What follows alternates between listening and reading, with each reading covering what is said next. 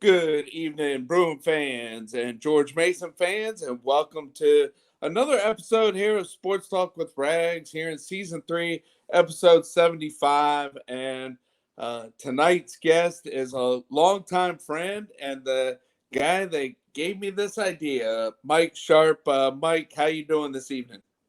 Doing good, Mark. How you feeling? Hey, I'm feeling great and certainly appreciate you giving me this idea here out of the pandemic. And here we are, third season and episode 75 here in the third season. Hey, man, you've done a remarkable job.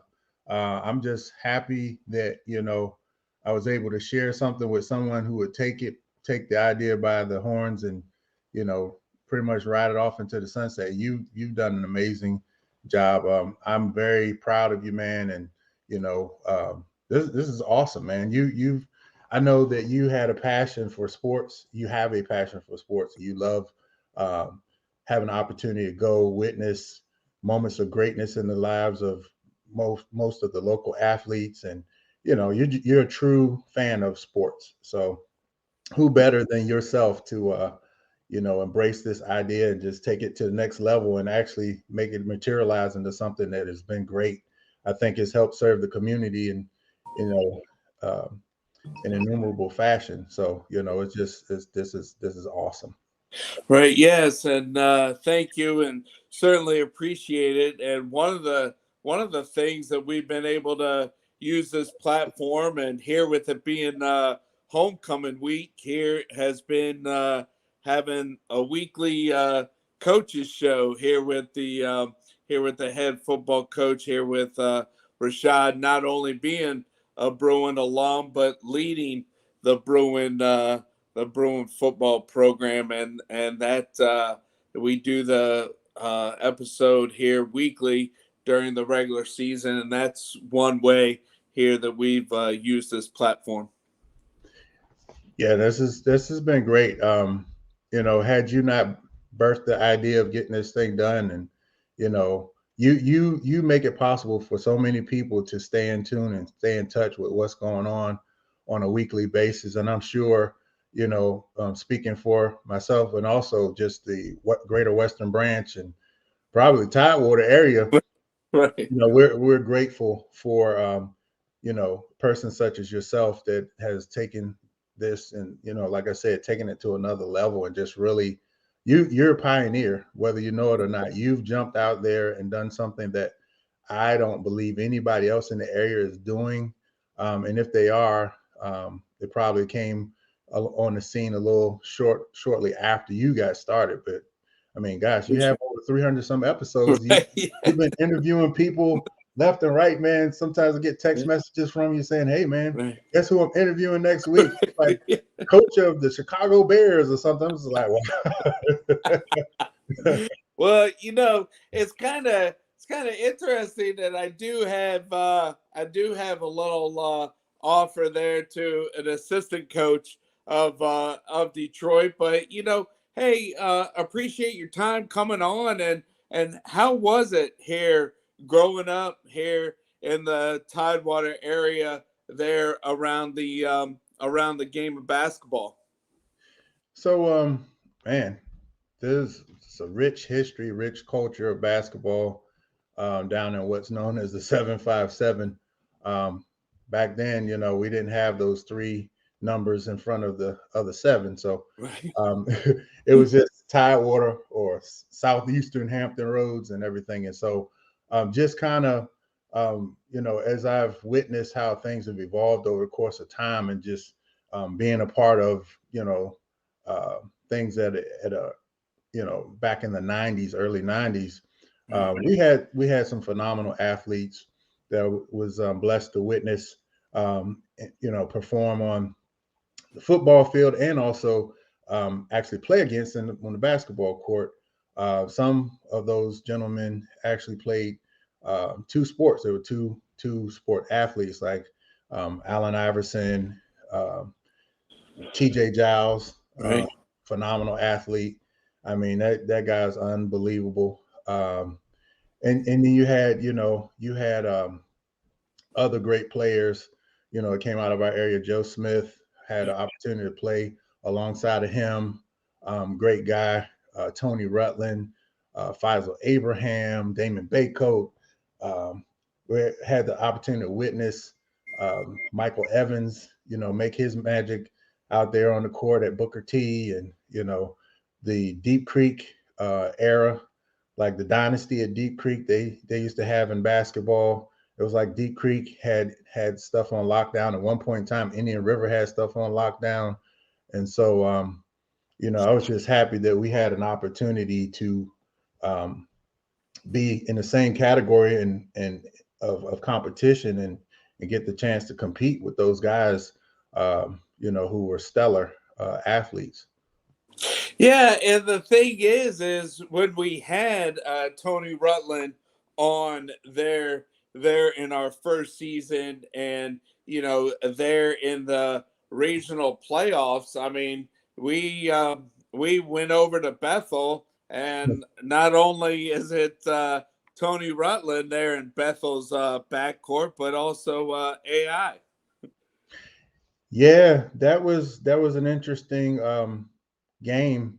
In preparation for that game, I never forget the day before, a few days before, we had a couple of our teammates who had to play the roles of Iverson and Rutland, and it was funny. A lot of the shots these guys were just chucking up shots from all over the place, and they were draining them. It was just like they actually felt like they were Allen Iverson and Tony Rutland, and so of course there's far from the real thing. And so we soon found out once we got out there to Bethel that I don't care who you put out there to try to practice against against those guys, you're always going to come up on the short end of the stick. And so having had the opportunity to kind of witness both of those guys, because I played with those guys in AAU since the age of 14. So I saw the evolution of both of those guys. And Tony's great. I mean, still maintain contact with him. Iverson, Bubba Chuck. Yeah. He was just unbelievable as an athlete. And there were others, man, that came out of like that Damon Baycoat. He was, Faisal Abraham. We had an amazing run, with the AAU circuit with Boo Williams and such. And so having that opportunity to be a part of Western Branch, represent Western Branch outside of Western Branch as a part of an AAU squad that went national and won a national championship in '92 against Jerry Stackhouse and company. Wow. That was great. Yeah, it was a great run, and a lot of memorable moments, and just it's a great testament to the work that Boo Williams, living legend Boo Williams, had done for a lot of the more upper echelon ball players at the time, because I know AAU right now is just like a feeding frenzy. There's tons and tons of kids in AAU now. So it doesn't have the same connotations that it once did. And so, now anybody can play AAU. Everybody's playing AAU. And then there's a lot of promises that can't be kept, that are being made to a lot of these parents.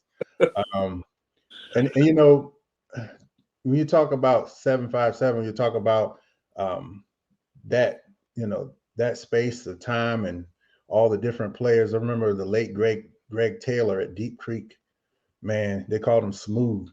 They used to always be special game. Like I always looked at Deep Creek as one of the more elite programs with Coach Harry Rest, and how he had Curly Young, he had Greg Taylor, he had a guy named John Nixon, Keaton Hyman. Man, those guys, I'm trying to tell you, if they would bring it 24/7. Every time you got an opportunity to play against them, it was always, a challenge. And so you had other teams like Craddock with Petey Sessoms, Yeah. Another guy, last name Watkins. It was I think Lorenzo Watkins that played with Petey. And the Southeastern District was very competitive. We had, even over in Churchland, that was always a special time when we got a chance to go head to head with those guys. They had Marvin Rogers, who Big Show, aka Yes. Show. He's big. He's big time. I didn't realize how big time it was until later on in life. But that's my brother, and shout out to Big Show. Right. He's doing big things behind the scenes, and he's actually working on some things that will soon come to the forefront. Everybody will get a chance to witness on the big screen. But yeah, just a phenomenal time. I remember even in football, looking at schools like Cox. They had a guy named Lamont Steele. Yeah. That guy was a certified beast on the football field. Right. I mean, Iverson was a beast too in football and basketball, but Lamont Steele, I remember on Friday night highlights, man, he used to always have like highlights of Lamont Steele just shaking the socks off of guys who were trying to tackle him. And, so I was excited, man, for the sports down in that area. And, Western Branch, we weren't slouches. We had, TJ Giles and a lot of great players, Thomas Wilson and different ones, Jamel Ramage, and good squad. So a lot of great sports memories and opportunities. And I can't leave out Norcom. Norcom was pretty special. Last year that I was at Western Branch, they went to regionals and advanced, and did some big things. And we had an experience against Norcom at Norcom that year that made all the difference in how we were placed when it came time to go to regionals. We lost at the buzzer. It was like this crazy shot that was thrown up at the buzzer that was like the nail in the coffin. And the guy who made that shot, they call him Finnegan. His Elgren Green, not Elgren Green. Elgren Green was his name. He remembered shot being blocked because I blocked the shot, and he somehow got the ball and was running to go get the ball, and he was run out of bounds. He tossed it back behind him, and the ball went straight through the nets. And then the buzzer sounded. TJ Giles was not happy. None of us were happy, but he came from the top of the score table, and he was just, And so I was like, man, we gotta be careful. We down here at Norcom. We can't be doing this crazy stuff up in here. Right.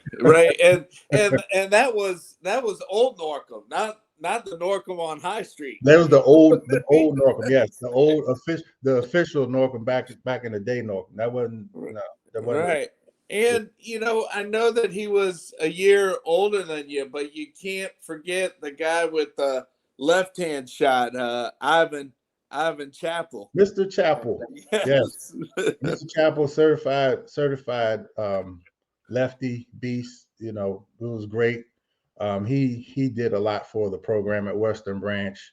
Looked up to him as a leader on the team, and it was a great talent. And I had the opportunity to play against him in college. With VCU. Yeah. And so that was really special. It was good to see my old teammate and go up against him, even though I think the time when we got together initially, I was injured. And then the second time around, I actually got a chance to play. And so, try to put my best foot forward, make sure that you do a little something to just keep it competitive. Yeah. And I would like to go back to, what you talked about here with playing with Tony Rutland, Joe Smith, AI there in AAU. I know that, you and Tony talked about it when we had Tony on. And then when I had Boo on, you came on, and Boo was just recognized there by Daryl Tao, but here, I mean, you guys and Boo just talked about how he had players from the south side of the peninsula that were good in basketball, and you guys didn't care about matching shoes, matching uniforms, and not even how to travel. It was just, Coach, I got a cargo van. I'm gonna pick you guys up, and we're gonna go on the road. Much different than how it is today. You know, you got to have the matching uniforms, got to have the right travel and everything. Yeah, those were special times. We had patrons lists. We had, we did what we could to try to raise funds, last minute. A lot of times, Boo would give us like maybe a 1 day's notice. It's like, hey, tomorrow we're actually going to go to Georgetown to play at McDonough Arena, and then we're going to go to Baltimore, and then we're going to go to New Jersey, and then we're going to go to Rutgers Park in New York. Then we're going to go to Philadelphia and play at Temple University against this guy who was like 6'11", 14 years old, Rasheed Wallace. And oh my God, that was a rude awakening. Walked in there and Rasheed was telling everybody who he was going to dunk on. He did everything he said he was going to do. Right. You know, and the thing is I know that we're showing our age, but there was no social media. There was, back when we were all growing up, it was just, go on the road, play the game, and then come back home, and then back to school, and then go back on the road the next weekend. Yeah. Nothing like how today with social media, like every tournament game, every high school game, every practice, it could pretty much be covered. Yeah. I mean, I can only imagine how different things would have been had we had social media back when we were coming along. I think a lot more people would have had opportunities because we had some great talent right to come through the pipeline that never got recognized or just had to work a little harder to get recognition. I know, and some people were undersized, but they played really big when they needed to play big. And, I mean, my senior year, my sophomore year, we had an amazing makeup of players on that sophomore team that went to the regionals against Bayside. And Bayside, by the way, was 2-time repeated state champions in basketball. They held it down. But we had an opportunity to play against those guys in the regionals at Cox, and they beat us by 10 there. But it was, they went on eventually and won a state championship 2 years in a row. But, during that time, of course, we had, like I said, like you mentioned earlier, Ivan Chappell. We had Dion Boone, Colin Whitehouse. We had Lamont Taylor. We had a good squad. Avron Wiggins. Yeah.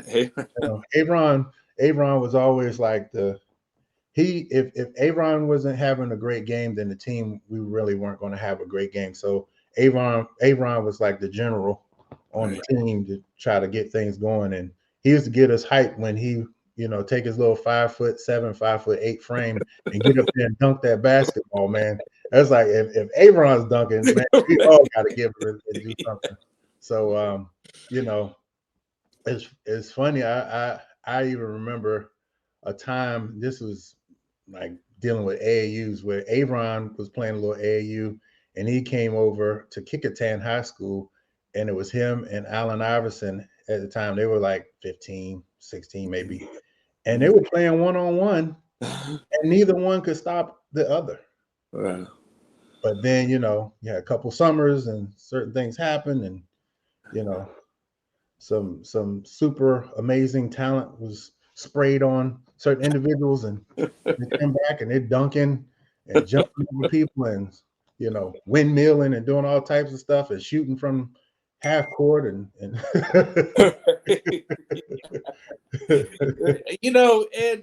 the thing is, and so how was the opportunity to go play at George Mason? Was it still going to camps, or was it there playing with Boo Williams and going from tournament to tournament?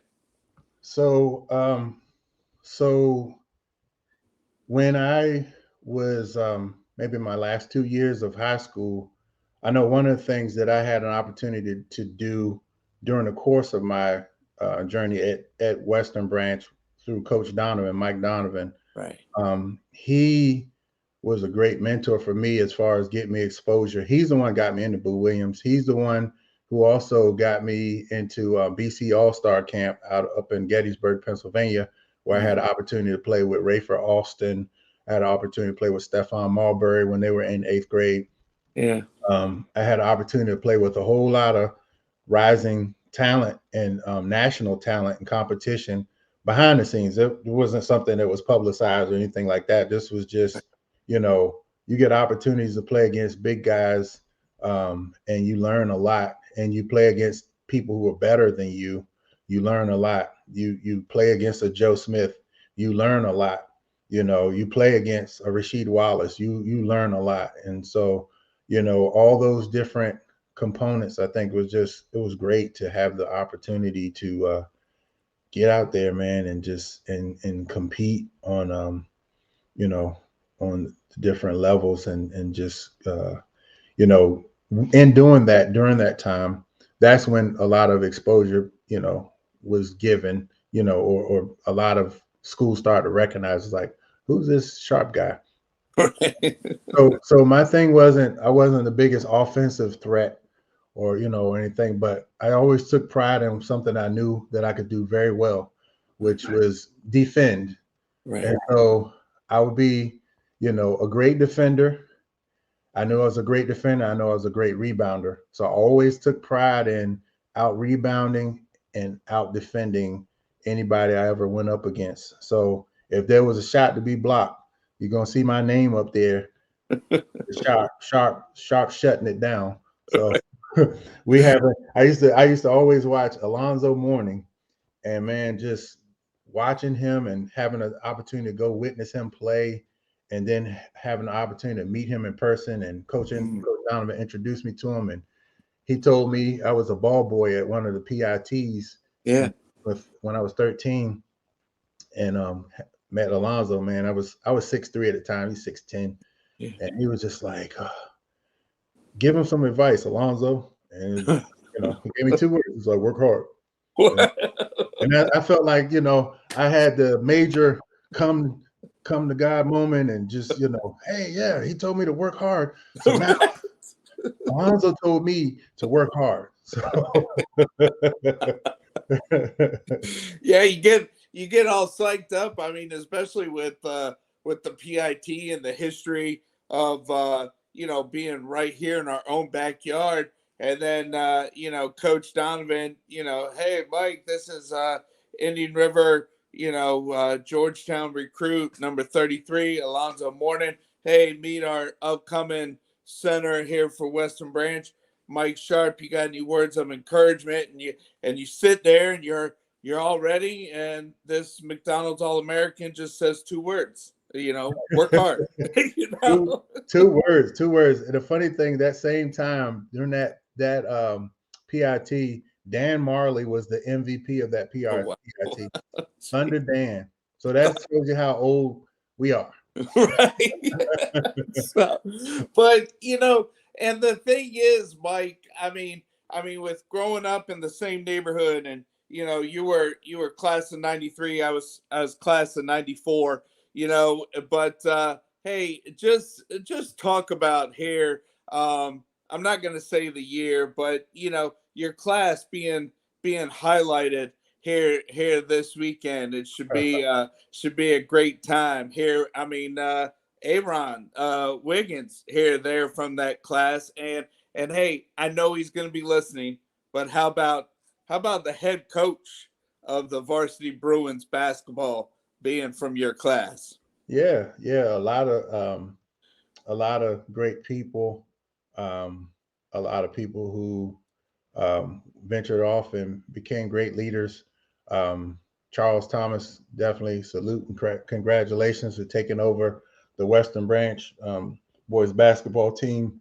That's an awesome responsibility. I'm sure he'll do an amazing job. So salute to him.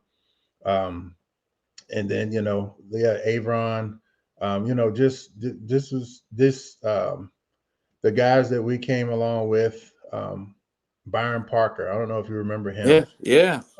this reunion that we're having is going to be a time to kind of remember those who have been and are no longer, but also a time to re-engage with some of those who, many of us who are still around.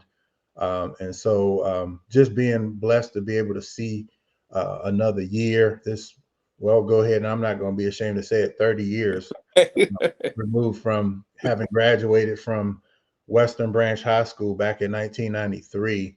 Um, everybody has their life experiences that they will be bringing, you know, together and sharing, and families, and it'll be a good time to just kind of be thankful and reunite and just enjoy one another's company. And so um, you know um, I'm looking forward to it, and I think it'll be a great weekend. We planned a nice little cookout, and we're going to be at the game is the plan on Friday night, and then we'll have a nice little cookout under the Jordan Bridge on Saturday, and then we'll do there, and then be happy trails, and hopefully there'll be another reunion in another 20 years, or whatever the Lord says.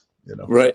Yeah, and another classmate of yours, Ashley Williamson, with being a teacher there in the high school, and used to coach cheering, but I know that I've seen her and Todd at past football games here this year, and she was also talking about here, not only with being a teacher at the high school, but then also, with getting together with your class. She was definitely highlighting here this first weekend in October.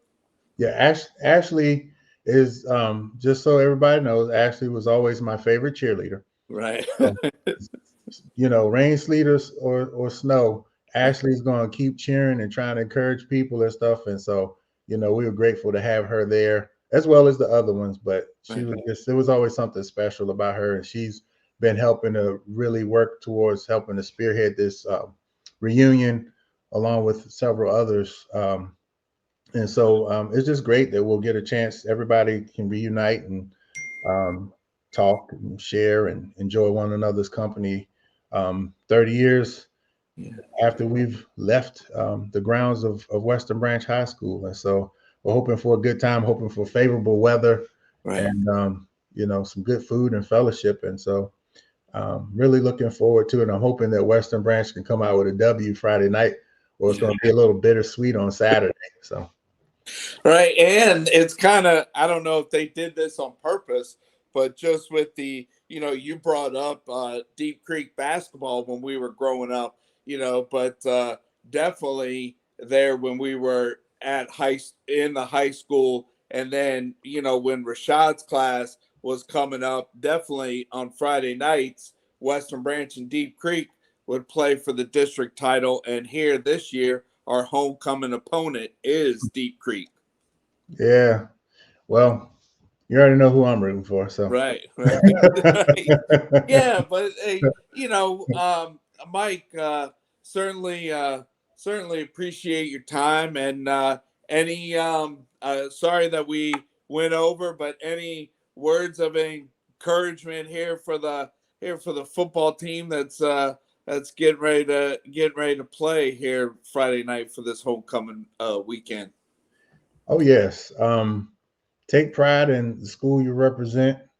Um, Listen to the coaches because they have the blueprint, and just go out there and work extremely hard. And if you leave it all out on the field, you can't be ashamed when you walk away after the game is over. Right. Well, hey, thanks, and to go to who played for Churchland and Marvin Rogers. I mean, show with through you him coming on, being my 100th guest there in season one, and then he asked me here to come on here his show for a few minutes, and then the second guest for that show was old Western Branch alum Dre Bly. So definitely a long history there between Bruins and Churchland. Absolutely. This real quick. Yeah. So an interesting fact, I transferred from Churchland to Western Branch Right. in the 7th grade. So Right. there was a possibility I could have ended up at Churchland with Marvin Rogers, and we'd have been playing side by side. Right. Yeah. Well, and the thing is when you and Eddie, going into 7th grade, Travis and I were in 6th grade, but all four of us moving to that new neighborhood, Mhm. there off of Dock Landing, all about the same time. Yeah. Oh, yeah. I remember being in the back of Colin Whitehouse's backyard and sitting in the front of Eddie Cassidy's front yard, and then also walking down the street around the corner to Sean Howell's, Right. you know, um, garage. He had a little basket right outside of his garage, and so we'd be out there for hours just playing, and then we walk over to the rec center Right. against James Mumford and the Twins and all those guys. I mean, Western Branch had a lot of love for basketball. There was so many good players that and guys who just play street ball that were just amazing, and for whatever reason may not have gotten a shot or anything, but they were very competitive, and I think that helped prepare me as well as a lot of others to go out and compete on a greater scale. So grateful for all of that. Grateful for all the opportunities and anybody who's sown into my life coming along as an athlete, as a high school student athlete, giving me a chance to, embrace what I love to do, which was play the game of basketball.